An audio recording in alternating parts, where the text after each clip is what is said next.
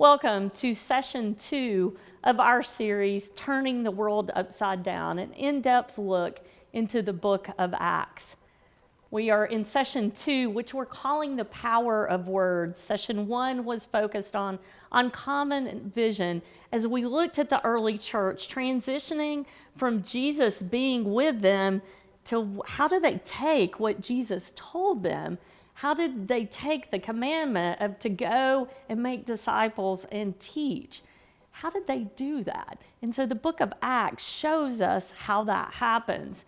Now we're in the book, we've moved on to Acts 2. We'll cover Acts 2 through 7, those specifically for your conversation. We will be looking at Acts 4 and at the end of Acts 7. I want to tell you what happens in Acts 3, though.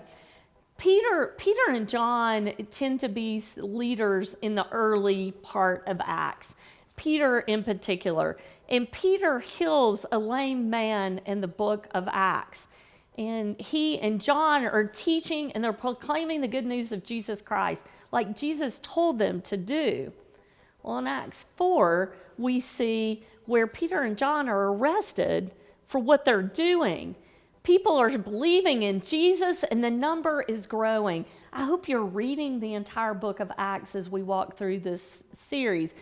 Keep note of the number of times that it says in Acts that people were believing in Jesus, and their number was growing. It was because they were doing what Jesus commanded them to do.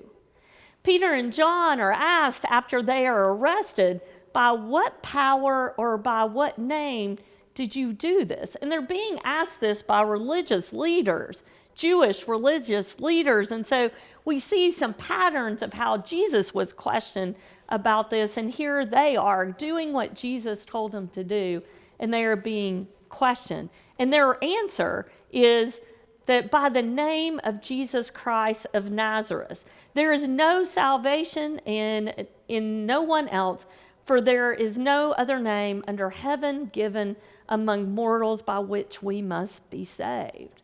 And so this sets up our first reading of Acts 4, 13 through 31. And we see the word boldness used. Courage is another word for boldness. You see, these early followers, the early church, they spoke boldly.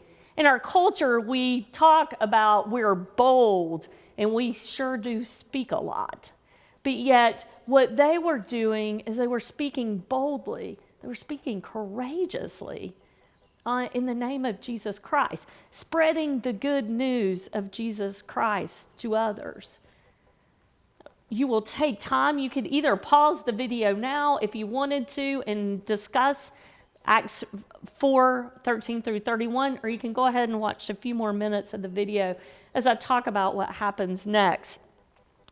So what you have happen after that and leading up to Acts 7 is you have this new community of faith seeking how they live together with those outside. You have what we talked about earlier is Peter and John are arrested. What happens is they say that it's Jesus is why they're speaking boldly. They release them to go, and they continue to do it. They go back to the rest of the members of the community, and they pray to God. But they don't stop. They keep speaking boldly.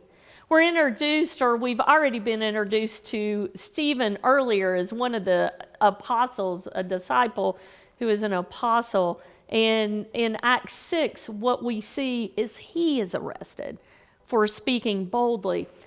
We don't put in the study guide to read Acts 7, but gosh, I encourage you all to read Acts 7.